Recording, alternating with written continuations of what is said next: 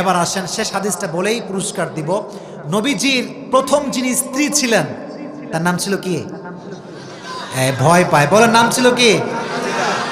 খাদিজা কি সিঙ্গেল ছিলেন না ডিভোর্সড ছিলেন? ডিভোর্সড ছিলেন।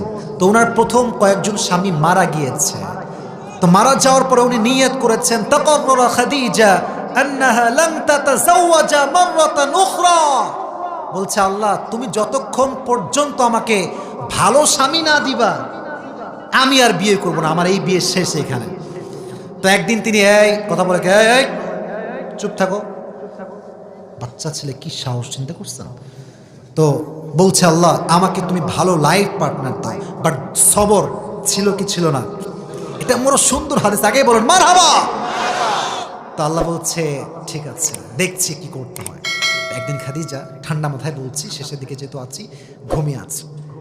ভোর রাত তাহাজ্জুদের সময় স্বপ্ন দেখছেন যে আকাশটা নির্মল, চতুর্পাশে অন্ধকার, বাট আকাশে একটা চাঁদ দেখা যাচ্ছে। যখন চাঁদের দিকে তাকিয়েছেন, চাঁদটা খাদিজার দিকে তেড়ে আসছে বুকের দিকে। যখন জমিনে চাঁদটা নেমেছে, আমাবস্যার রাতের মতো অন্ধকার জায়গাটা পুরোটা আলো দ্বারা ভরপুর হয়ে গিয়েছে এবং চাঁদটা ঠিক খাদিজার বুক বরাবর আসছে, একদম বুক বরাবর। এটা দেখেই তিনি ঠাস করে ঘুম ভেঙে গেছে। কি দেখলাম, এটা কি ছিল?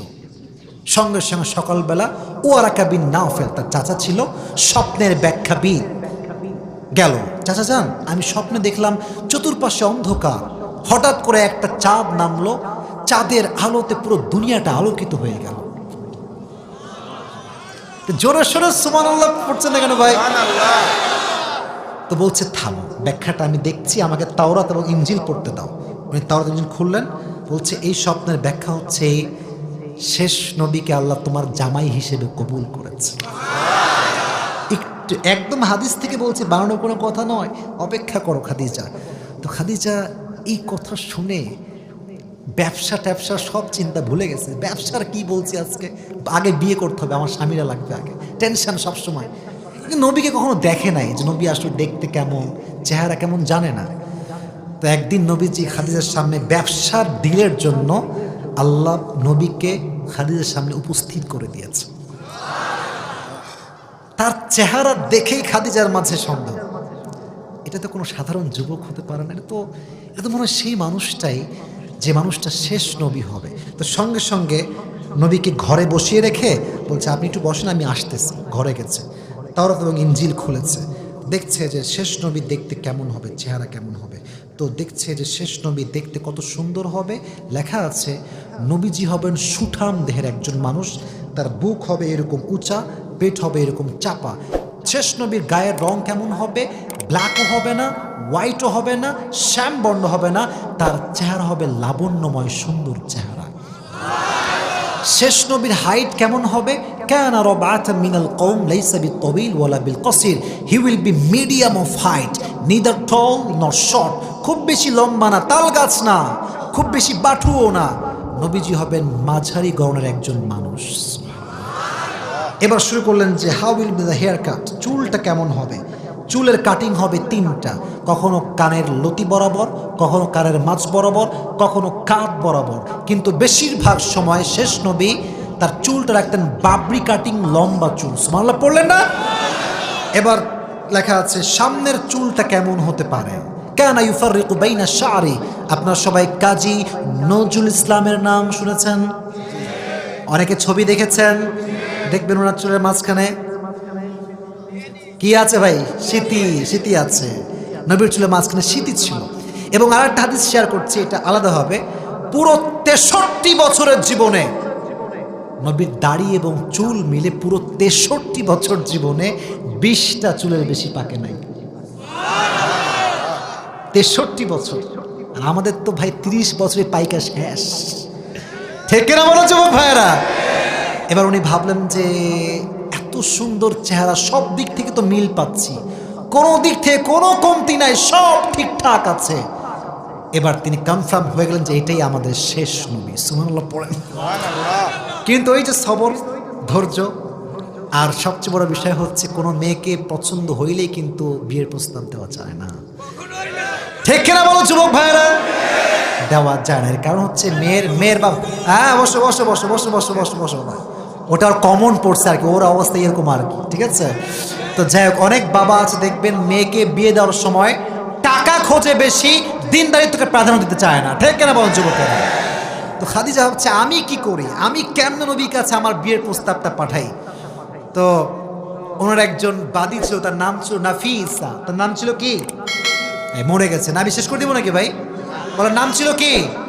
নাফিসা। বলছে নাফিসা শোনেন, আপনি একটু ওনাকে গিয়ে বলেন যে ওনাকে আমার বড্ড পছন্দ হয়েছে, ওনাকে আমি বিয়ে করতে চাই। তো নাফিসা আসছে, এই শেষের দিকে আছে কিন্তু, বলছে সালাম, এসে সালাম, আসসালামু আলাইকুম। তো নবীজি বলছে ওয়ালাইকুম আসসালাম। বলছে যে আপনি কেন আসছেন? নাফিসা কি খবর? বলছি এমনি আসছি, গল্প করার জন্য, কোনো অন্য উদ্দেশ্য নাই, বলতে পারছে না, লজ্জা আর কি। তো বলছে বলেন না, কি বলবেন, সমস্যা নেই, আমি ঠিক আছে, ফ্রি আছি। তো বলছে আচ্ছা আপনি মাইন্ড করবেন না, আপনি বিয়ে করেন না কেন? নবীজিকে বলছে। তো নবীজি বলছে আমি তো বিয়ে করতে রাজি আছি, বাট আমার কাছে ল্যাকিং অফ মানি, টাকা পয়সা খুবই কম, চাকরি নাই, ব্যবসা নাই, আমারে কে বিয়ে করবে? তো নাফিসা ঝোপ বুঝে কোপ মারছে, বলছে তাই টাকা পয়সার সমস্যা? আচ্ছা আমি যদি আপনাকে এমন একটা পাত্রের সন্ধান দেই যেই পাত্রকে টাকাও দিতে হবে না, পাত্রীকে টাকাও দেওয়া লাগবে না, মোহর দেওয়া লাগবে না, বাড়ি দেওয়া লাগবে না, কিচ্ছু না, বরং সেই পাত্রী আপনাকে সব কিছু দিয়ে দিবে, আপনি কি রাজি আছেন?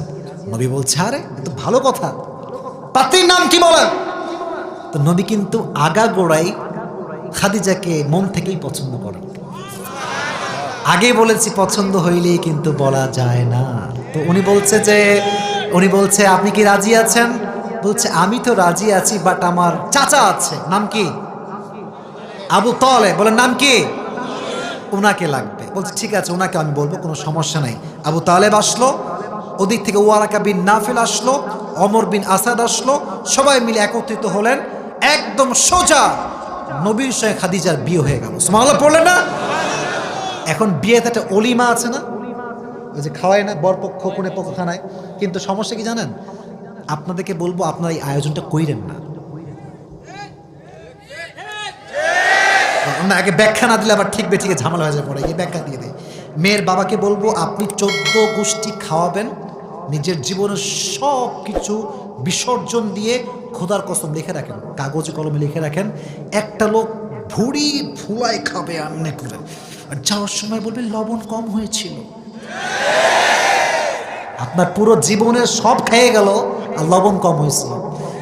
এর দাওয়াতের কোনো দরকার নেই, আপনার বিয়ে আপনি একাই খাবেন, কাউকে আপনার লাগবে না ভাই, আপনি একাই খাবেন আপনার বিয়ে। আর এই যে বাকি 3-4 লাখ টাকা যে খাওয়াইতে যায়, নিজের কাছে রাখেন, সন্তানদের জন্য রাখেন, ব্যবসা করেন, মানুষ আপনার কাজে আসবে, আমার টাকা আপনার ভবিষ্যতে কাজে আসবে, ঠিক না বলা? তো আবু তালেব বলছে দেখো তোমাকে আমি কি দিব, কোনো মোহর নাই, তোমাকে আমি 20টা উট দিলাম মোহর হিসেবে।